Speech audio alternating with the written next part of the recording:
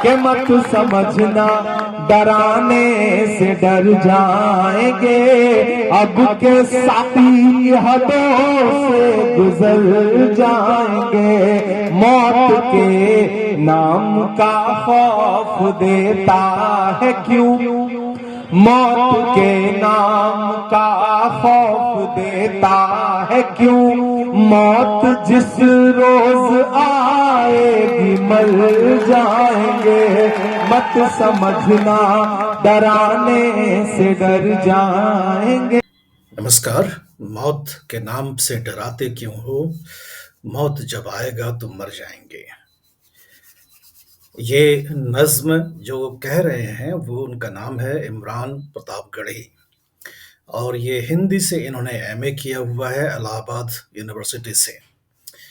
दिल्ली के चुनाव प्रचार में कांग्रेस में अगर किसी ने जान डाला है, कांग्रेस के चुनाव प्रचार को अगर किसी ने जिंदा करा है, तो उसका श्रेय राहुल गांधी को नहीं जाता, उसका श्रेय प्रियंका गांधी वाड्रा को भी नहीं जाता, उसका श्रेय जाता है इमरान प्रतापगढ़ी का। द राइसिना हिल्स के इस प्लेटफॉर्म पर हमारी कोशिश होती है कि हम उभरते हुए नेता से आपका परिचय कराएं। हमारी नज़र रहती है उन नेताओं के ऊपर जो भविष्य बदल सकते हैं, जिनके पद चिन्हों को पहचानना हमारी जिम्मेदारी है, क्योंकि वो ऐसा कुछ कर रहे हैं जिसमें ऐसा लगता है कि आने वाले समय में वो एक राजनीतिक घटनाक्रम में कई सारे अध्याय को जोड़ने वाले हैं। हर दिन कम से कम 5 सभाएं कर रहे हैं इमरान प्रतापगढ़ी दिल्ली के विधानसभा चुनाव में, और लोग स्वतः ही निकल करके आ रहे हैं उनको सुनने के लिए। जाने जाते हैं शायर इमरान प्रतापगढ़ी। इनके पिताजी, इनके पेरेंट्स, इनके अभिभावक की इच्छा थी कि ये इंजीनियर बने, लेकिन जब पढ़ाई के कार्यक्रम में, जब पढ़ाई का इनका काम चल रहा था, तब इनकी रुचि जो है हिंदी कविताओं में ज़्यादा हो गई और हिंदी में नज़्म लिखना शुरू कर दिए। तो इनके पिता को अफसोस हुआ कि इनके ही शब्द मैं आपके पास दोहराता हूँ कि इनके पिता को लगा कि लड़का बिगड़ गया। देश में डॉक्टर, इंजीनियर बनना ही पेरेंट्स को लगता है कि सही रास्ता है। अगर कोई और काम करे, कविता करे, नज़्म गाए, तो मालूम चलता है कि बच्चे बिगड़ गए, अलग रास्ते चले गए। पोएट्री और ये सब काम जो है, इनसे रोजगार नहीं मिलता। इनके भी पिता को इस बात की चिंता हुई कि बेटा की आजीविका कैसे चलेगी। उनको ये नहीं मालूम था कि एक दिन जाकर करके ये उसी चेयर पर बैठेंगे राज्यसभा में, जिसके बगल की जो सीट होगी वो पूर्व प्रधानमंत्री डॉक्टर मनमोहन सिंह की होगी। जी, जब doctor Manmohan Singh wheel chair पर आना शुरू किए संसद में, तब उनको लगभग अंतिम कतार में सीट दिया गया था ताकि उनकी सुविधा बने रहे, और उनके बगल वाली जो सीट है वो इमरान प्रतापगढ़ी का है। 2019 में इमरान प्रतापगढ़ी ने चुनाव लड़ा लोकसभा का, मुरादाबाद उत्तर प्रदेश। मुरादाबाद उत्तर प्रदेश का वो हिस्सा है, वो ज़िला है, बहुत ही बड़ा ज़िला है पश्चिमी उत्तर प्रदेश का, और ब्रास कैपिटल जाना जाता है भारत का। पीतल की नगरी है, यहाँ के ब्रास बहुत ही महंगे बिकते हैं, विदेश में निर्यात किए जाते हैं। जो वन डिस्ट्रिक्ट वन प्रोडक्ट वाली जो कॉन्सेप्ट है उत्तर प्रदेश में, उसमें मुरादाबाद का पीतल की निर्यात और उत्पाद के लिए जाना जाता है।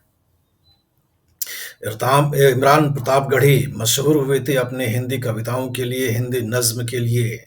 हाँ मैं कश्मीर हूँ, फिलिस्तीन, ऐसे इनकी कविताएं हैं जिन्होंने इनको शोहरत दी और नाम दिया। मुशायरों में, कवि सम्मेलन में ये बहुत ज़्यादा जाया करते थे चुनाव से, राजनीति में आने से पहले, और मुशायरों में और कवि सम्मेलनों में इनकी चर्चा इतनी हो गई कि ये मशहूर हो गए। इनकी आवाज़ काफ़ी सुरीली है।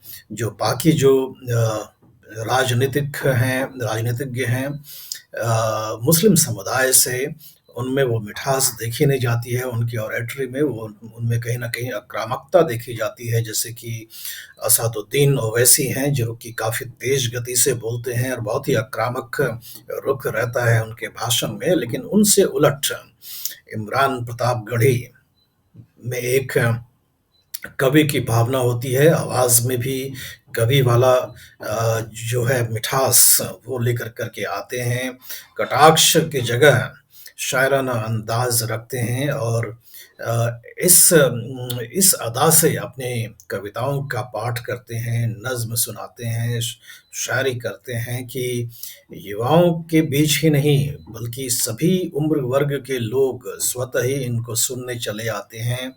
और दिल्ली में ऐसा देखा जा रहा है कि जहाँ-जहाँ इनका भाषण हो रहा है, वहाँ पर जो भीड़ इनके लिए उठ कर के आ रही है, वो दिल्ली में आप किसी भी राजनीतिक पार्टी को ले लें, वहाँ पर भीड़ उनके लिए नहीं आ रही है। ऐसा भी हो रहा है कि जब ये अपने गाड़ी तक जाते हैं सभा करने के बाद, तो भीड़ इनको अपना ही बना लेता है और बहुत ही मशक्कत के बाद ये अपने गाड़ी तक पहुँच पाते हैं। तो इस तरह से हम देखते हैं कि इमरान प्रतापगढ़ी की लोकप्रियता ने कांग्रेस के चुनाव प्रचार में जान फूँक डाली है। ऊपर वाले की जब लाठी चलती है तो उसमें आवाज़ नहीं होती है और ऊपर वाला इंसाफ करता है और उसमें देर भले होती है लेकिन इंसाफ ज़रूर होता है।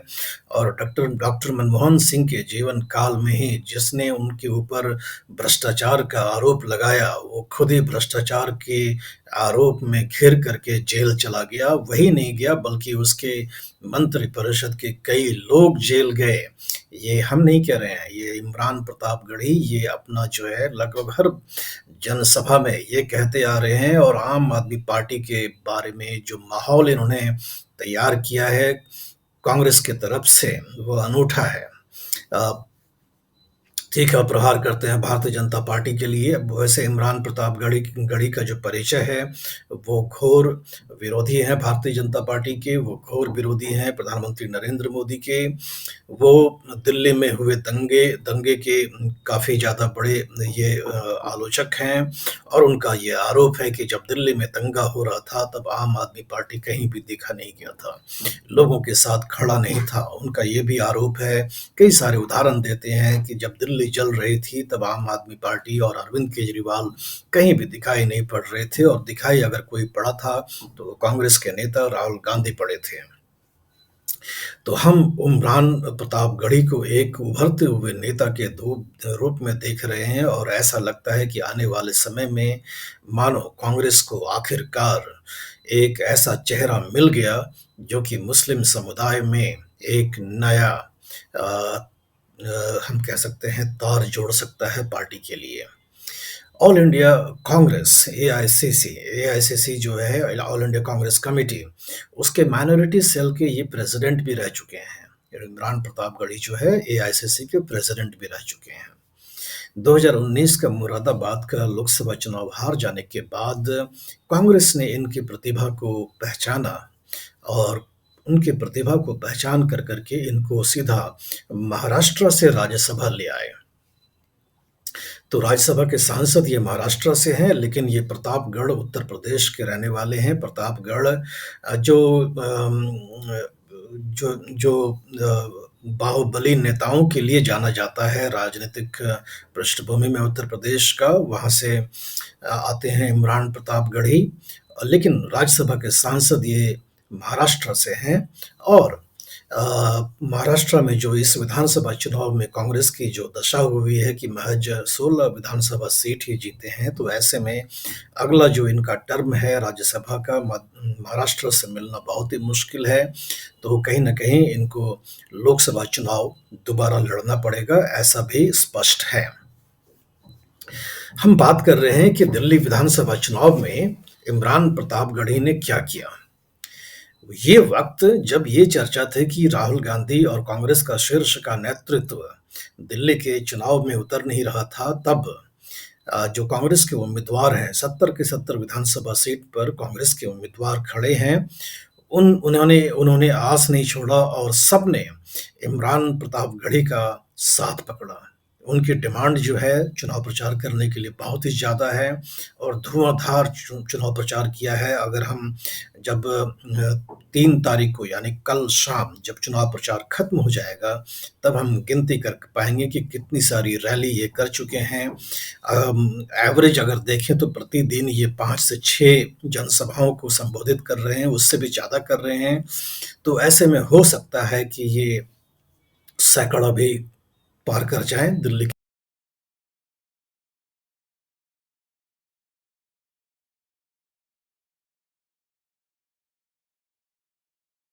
तिरंगा, ये तिरंगा बदन पर लपेटे हुए, ये तिरंगा बदन पर लपेटे हुए एक दिन इस जमीन में उतर जाएंगे। मत समझना डराने से डर जाएंगे, अब के सारी हदों से गुजर जाएंगे। ना इधर जाएंगे ना उधर आएंगे, बन के खुशबू फजा में बिखर जाएंगे। मत समझना के विधानसभा चुनाव में प्रचार करते हुए चाहे जीके हो, चाहे ओखला हो, चाहे कालका जी हो, जहां कांग्रेस की तरफ से रागिनी चुनाव लड़ रही हैं, जहां की मीडिया की नज़र में वो तीसरे नंबर पे चल रही हैं क्योंकि मुख्यमंत्री आतिशी वहां से खड़ी हैं और उनके विरोध में भारतीय जनता पार्टी की तरफ से पूर्व के सांसद रमेश बिधोड़ी खड़े हैं। तो ऐसे में इमरान प्रतापगढ़ी ने कोई फ़र्क नहीं किया कि पार्टी हमारी नंबर 2 पर चल रही है या नंबर 3 पर चल रही है। उन्होंने सबके लिए प्रचार किया और सभी जगहों पर दिल लगा कर के प्रचार किया और जो शायराना अंदाज़ है, उस अंदाज़ में उन्होंने आड़े हाथ लिया आम आदमी पार्टी को भी और भारतीय जनता पार्टी को। हमने कुछ अपने वीडियोज़ में आपको बताया है कि कांग्रेस के प्रति एक धर्म संकट था कि वो आम आदमी पार्टी के ऊपर आक्रामक हों या नहीं हों। क्योंकि स्पष्ट रूप से ये है कि अगर मुस्लिम वोट आम आदमी पार्टी से छिटकता है और कांग्रेस की तरफ जाता है, तो कहीं न कहीं त्रिकोणीय चुनाव हो जाने की स्थिति में भारतीय जनता पार्टी को फ़ायदा चुनावी हो सकता है। ऐसा अमूमन सोच है राजनीतिक विश्लेषज्ञों का दिल्ली की राजनीति के बारे में। लेकिन फिर भी इनके लिए जो भीड़ उमड़ी है मुस्लिम इलाकों में, उससे लगता है कि कांग्रेस अपना संवाद स्थापित करने में कहीं न कहीं मुस्लिम समुदायों के साथ सफल होती दिखाई पड़ रही है। दिल्ली में 7 विधानसभा ऐसे सीटें हैं, जहाँ की मुस्लिम की जो जनसंख्या है, मुस्लिम समुदाय की, वो निर्णायक स्थिति में है। 7 में अगर हम देखें तो मुस्तफ़ाबाद है, ओखला है, बल्ली मरान है, आपके बहुत सारे सीट हैं, 7 सीट कम से कम है, जबकि कहते हैं कि तकरीबन 10-12 टोटल सीट ऐसे हैं जहाँ की मुस्लिम समुदाय के जो वोट बेस हैं वो अच्छे खासे हैं, वो असर डाल सकते हैं चुनाव के परिणाम में। अगर हम कांग्रेस की बात करें तो कांग्रेस तकरीबन 12 से 13 विधानसभा सीटों पर ही अपना अधिक से अधिक ऊर्जा लगा रही है और उसमें से एक ओखला सीट भी है जहाँ की पूर्व के विधायक मोहम्मद आसिफ खान की बेटी अरीबा खान चुनाव लड़ रही हैं और उनके बारे में कहा जा रहा है कि उनका संवाद जनता के बीच अच्छा हो रहा है।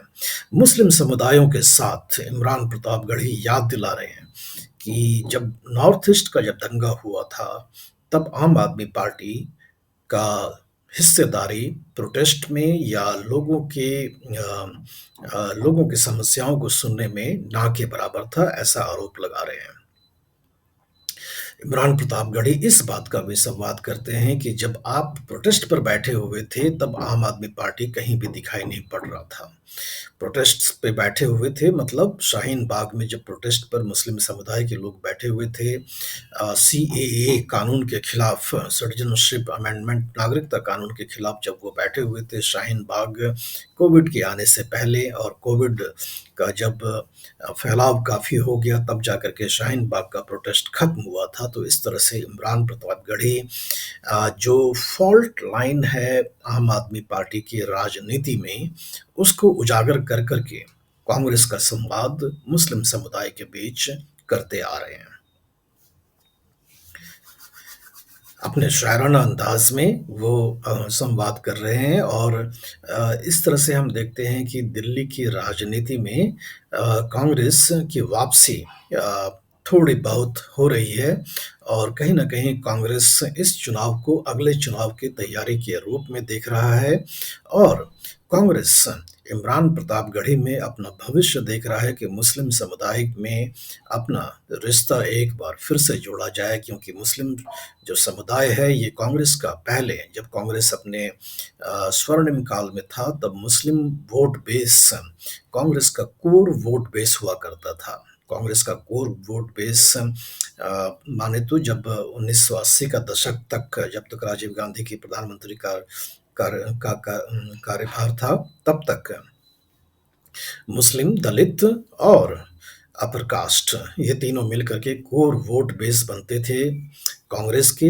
लेकिन वो तीनों के तीनों जो कोर वोट बेस थे वो छिटक गए कांग्रेस से और उसके वजह से ही कांग्रेस भारतीय राजनीति के हाशिए पर चली गई। उत्तर प्रदेश जहां से 80 लोकसभा सीट आते हैं वहां के मुस्लिम समुदाय का वोट कांग्रेस को अब नहीं मिलता, वहाँ के दलित का वोट भी कांग्रेस को अब नहीं मिलता और इस वजह से पूरे उत्तर प्रदेश में कांग्रेस की जो हालात है वो काफ़ी दयनीय है। और उत्तर प्रदेश से इमरान प्रतापगढ़ी आते हैं जहाँ की मुस्लिम समुदायों का अगर कोई चेहरा है तो वो आजम खान उत्तर प्रदेश में समाजवादी पार्टी के लिए है। तो ऐसे में एक वैकल्पिक नेतृत्व अल्पसंख्यक समुदाय की तरफ से बनता हुआ दिखाई पड़ रहा है इमरान प्रतापगढ़ी के रूप में। इनकी लोकप्रियता बहुत ज़्यादा है और ख़ास करके युवाओं में है और चूँकि ये हिंदी के कवि रहे हैं और हिंदी में इन्होंने पढ़ाई करा है, हिंदी में एमए करा है, तो उर्दू की वो थोप इनमें इनके ऊपर नहीं है जो कि असदुद्दीन ओवैसी के भाषणों में होता है। तो बहुत ही सहज भाषा में ये अपनी नज़्म सुनाते हैं। इनकी कविताओं में लगता है कि ये सिर्फ हिंदी ही बोल रहे हैं, उर्दू का ज़्यादा डोमिनेशन इनके भाषणों में होता नहीं है, जो कि बाकी मुस्लिम समुदाय के नेतृत्व में हमने देखा है पहले, चाहे आज़म खान हो, चाहे असदुद्दीन ओवैसी हो। और दिल्ली के राजनीति में जो असदुद्दीन ओवैसी के बारे में कहा गया था कि वो एक फैक्टर हो सकते हैं, उसको कहीं न कहीं इमरान प्रतापगढ़ी ने सिंगल हैंडेडली न्यूट्रलाइज़ करता हुआ दिखाई पड़ रहे हैं। चुनाव परिणाम में कांग्रेस के लिए इमरान प्रतापगढ़ी की ये मेहनत रंग लाएगी कि नहीं लाएगी वो 8 फरवरी को मालूम चलेगा, उसके लिए भी वक्त है।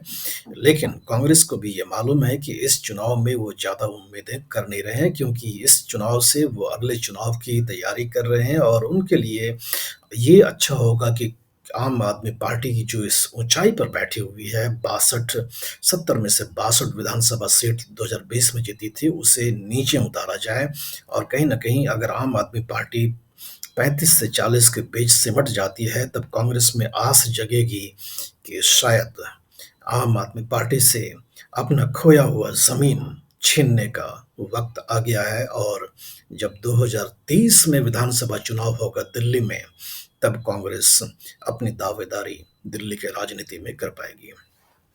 इस विषय के बारे में और इमरान प्रतापगढ़ी के बारे में आपके जो विचार हैं हमें आप लिख करके बताएं। वीडियो का लिंक अपने दोस्तों और रिश्तेदारों के साथ साझा भी करें और चैनल को सब्सक्राइब भी करें। धन्यवाद।